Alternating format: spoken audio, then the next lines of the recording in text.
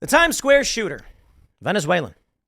And now we have a migrant influencer calling for Venezuelans to beg for money, for all Venezuelans to beg for money and unite to support the teen Times Square shooter.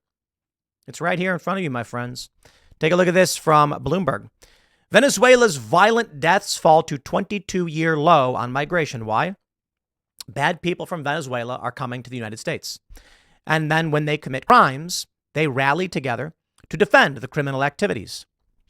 So I already predicted this and I already explained it, but I'd like to break it down one last time for you. When asked, what are the real world damages and harms of unchecked mass migration? It is exemplified perfectly here. An individual went to Times Square, opened fire. Let me read the note. Let me give you the story. A brash Venezuelan migrant with nearly 300,000 social media followers is urging his comrades to unite in support of the 15-year-old who allegedly fired at cops after blasting a tourist in the leg. Someone got shot. Now, there's this viral video that I've referenced several times today between libs of TikTok and libs of TikTok, Chaya Raichik, and Taylor Lorenz. That's what I meant to say. And the left is jumping on this. Taylor Lorenz saying, what are the real world harms of gender ideology? Oh boy, man. I've thought long and hard about all of these issues for which we are concerned with about, is it really bad? Is it good? What are the issues? And you'll notice there are many issues that I don't talk about all too much. And why is that? Well, often I can't come up with a strong determination and I don't really know. If I don't know much to say, right? But in terms of illegal immigration, here's what I've explained. People form communities. They defend those communities. If you have unchecked illegal immigration, a new group of people will come in, loyal to only each other, and they will defend each other, even when there is a person who's done wrong. How do I know this? Well, aside from this story, there's a saying among leftist activists, snitches get stitches. You know what that means? It means if you rat on a far leftist, and it's not just far leftists, but they say this a lot. Like criminals say this too. Snitches get stitches. They'll beat the crap out of you if you snitch on them, provide evidence against them. What I've heard among police circles is don't cross the thin blue line. And the thin blue line is a reference to, many people have given me different explanations, but people often say it's like the barrier between chaos and order, that thin blue line of police officers. And you don't cross it. And this has been told to me in reference to cops don't rat on each other. So when this is why there was a video several years ago of a guy who was getting a mugshot taken and a cop bashed his head on the wall and all the other cops lied to defend that cop. There's also a police officer who falsely arrested a photographer who I filmed committing no crime, and the officer lied under oath on the stand to defend the false arrest because they'll lie for each other. This is the reality. People are interested in defending their own communities. That's it. This Venezuelan migrant doesn't care about you, doesn't care about America. He cares that someone who's a part of his group, his in-group, is at risk. Unite to defend him. So what do you think happens? I witnessed it firsthand in Sweden. When they brought in all of these Somali refugees in the 90s, those Somali refugees had kids. Those kids were born in Sweden. They have no home country because Sweden put them in enclaves. They don't care who you are. They don't care about the police. The police are a separate group. Why? I think it's important to understand the general nature of humanity. And I certainly can't give that to you in 10 minutes. But I can tell you this. In my experience, I found people who don't care to succeed. They just did drugs and withered away. Why? They had no community, no one around them praising them and telling them what was good and what to do. For me, I didn't so much need it, I guess. My concern is more grandiose, just humanity in general. What are we doing? And some people, it's much smaller. It's family. You have family, you're concerned about letting your family down. Why? Humans are social beings. And if we do not have a family unit or larger town, village, or otherwise, then we likely die. So in the immediate, you don't want to piss your family off. Then you have your friends. You try to keep connected with your friends, but there's a hierarchy here, isn't there? If you have a friend and some strange person threatens you and your friend, you defend your friend. If your friend insults your family or your significant other, you are now fighting with your friend. And even in your own house, you fight with your siblings and your parents. But that's allowed. You can fight with your parents, but nobody else can threaten your family. And then eventually you get to like sports teams and cities and countries. And this is what they're breaking down. They are destroying familial sense.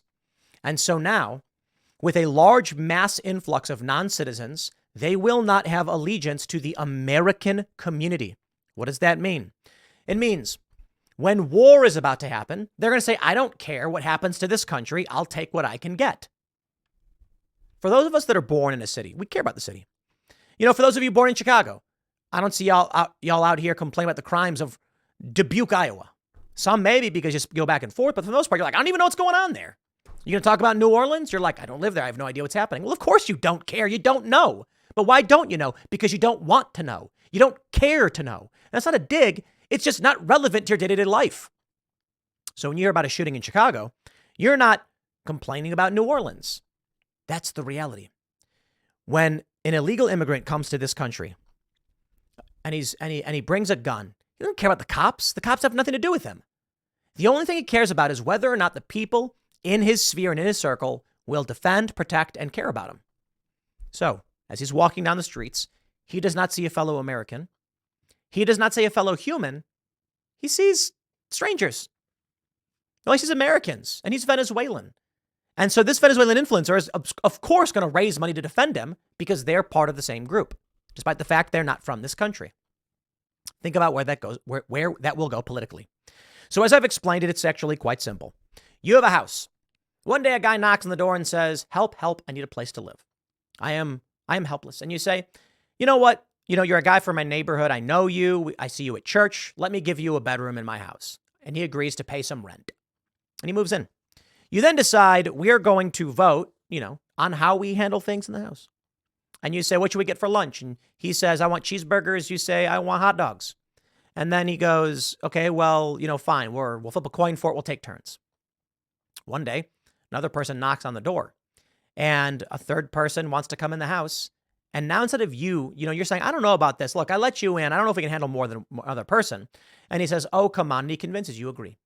The vote is now from 50-50 to 60-30. That new person who comes in, the next day you vote on what's for lunch. And you say, I'd like Italian beef. They both say cheeseburgers. Cheeseburgers wins. A fourth person shows up at the house. You say no more people. They say 2-1. We win. They let them in. They don't care about you. And so, of course, this is small scale, but scale that up. You've got 100 people in one building and 100 people in the other building. And they're voting all the same. But then one day, another building is built and 100 new people come in. And now you all vote. Well, now it's 60-30. You're still winning, but 60-30. There's going to be some split. Eventually, a fourth building is built. Now it's 50-50. You see, my point is very, very obvious here. When people who are not from where you are from come in, they will vote for their benefits and they don't care what you have because you are not important to their survival. That's just it. In a massive country like the United States, they will just simply vote to take. So what does that mean? Dude, it means the very obvious. If you live in a house with 10 people and 30 people come in, they're going to vote to take your stuff, if that's the way it goes. In the United States, the right makes the argument the far left will have illegal immigrants vote and all that stuff. And it's like, well, they're not going to vote. They already get to in the Electoral College indirectly because they're counted towards the census. And this we understand. This is where the country will go. If there is unfettered, unchecked immigration, they will defend crimes in this country. They will fund criminal activity in this country because their people matter more than American people because they are not American. I suppose as an argument, they could be assimilated and eventually come to care. Maybe. This is why there are people who are like, my parents are illegal immigrants and I care about this country, right? You were born here. You grew up here. You have no other ties to other countries. You were given an opportunity. But while that may be for you, and respect, I appreciate the people who do care about this country. Right now, we're dealing with millions of people who are not being born in this country, who are just coming in illegally. This will create a massive community of people with no allegiance to this country. And as Bernie Sanders said, will make it poorer. It's patently obvious, isn't it? Now, I assume it's all just intentional to burn the country to the ground, but I suppose it is what it is. There's your evidence. I'll leave it there. Next segment's coming up at 8 p.m. over at youtube.com/TimcastIRL. Thanks for hanging out, and I'll see you all then.